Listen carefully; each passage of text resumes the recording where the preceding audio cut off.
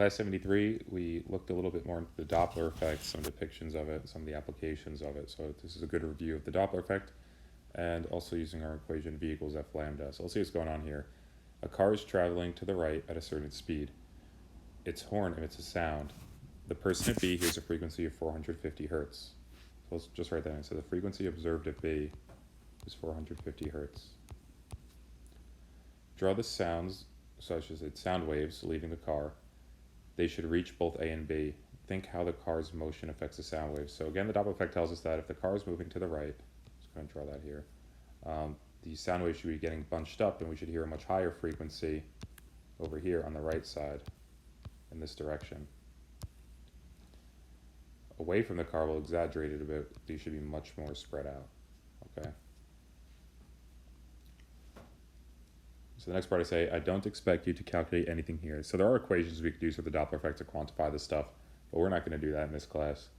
What could be the frequency emitted from the car, and what could be the frequency heard by a person at A? So there's an infinite number of correct answers here, also an infinite number of incorrect answers. What you should understand is that, well, the person at B is hearing a higher frequency. So the frequency emitted has to be lower. How much lower? That's really up to you. I'll keep the numbers nice and even. We'll say 400 hertz. Now, I'll put that right here too. And we know the person at A has to hear an even lower frequency. So we'll just keep it even. We'll say that they're hearing 350 hertz. So if the car were not moving, everybody would hear a frequency of 400 hertz.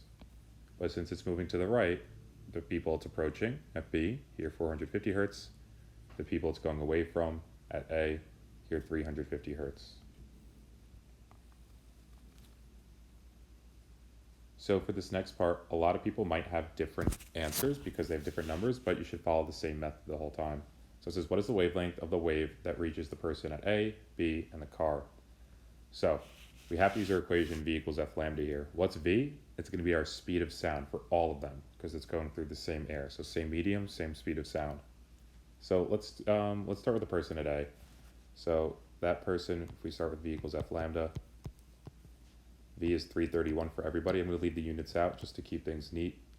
350 times lambda.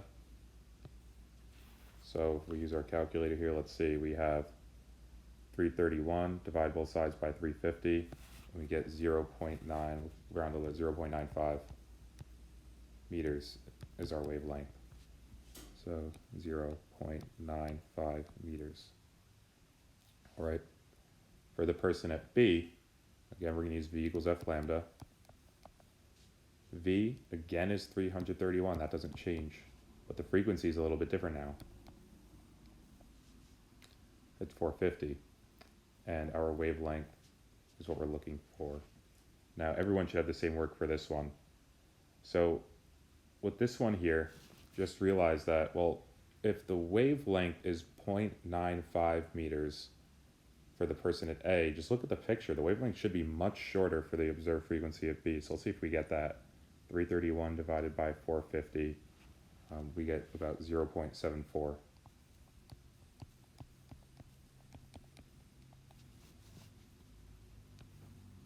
So no matter what you did, your wavelength at B should be lower than your wavelength at A. It should actually also be lower than your wavelength at C too. So A should have the longest wavelength, C or E should have the middle wavelength, and B should have the shortest wavelength. So we'll do this last one here. This is for C, for the car, or for emitted. So again, 331 equals 400 times lambda. 331 divided by 400,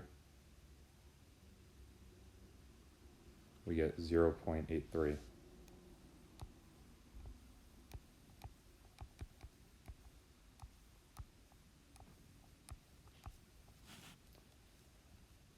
So how would everything here change if, let's say, we were going a little bit faster?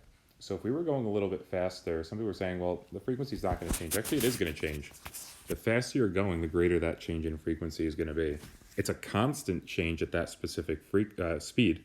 So for every given speed, there's a specific frequency and it's not going to change. But if that speed increases, that frequency is going to change. And the faster you're going, the more of a change there's going to be.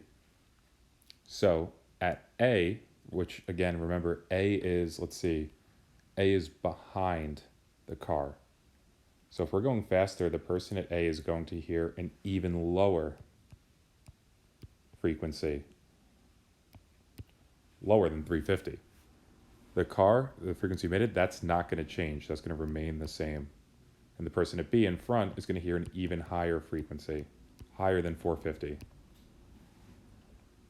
Now let's say we flipped it.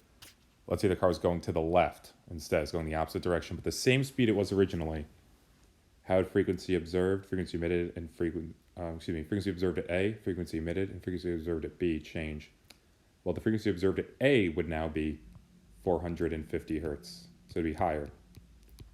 Frequency emitted, that remains the same. That would still be 400 in my case. And the frequency observed at B, instead of being higher, would be lower. It would be exactly opposite from before, in this case 350 hertz rather. But that depends on what your number was, so it basically just flips the question.